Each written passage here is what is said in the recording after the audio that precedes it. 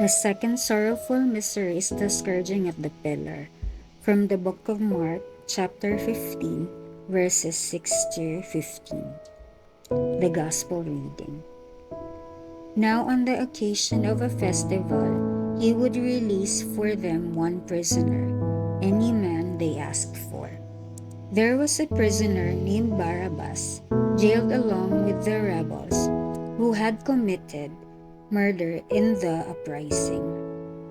When the crowd came up to press their demand that he honor the custom, Pilate rejoined, "Do you want me to release the king of the Jews for you?" He was aware, of course, that it was out of jealousy that the chief priests had handed him over.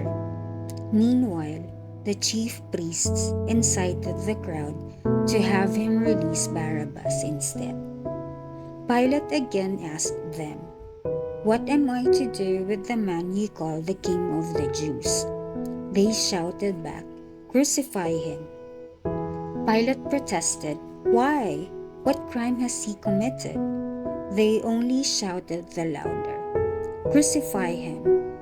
So Pilate, who wished to satisfy the crowd, released Barabbas to them, and after he had Jesus scourged, he handed him over to be crucified.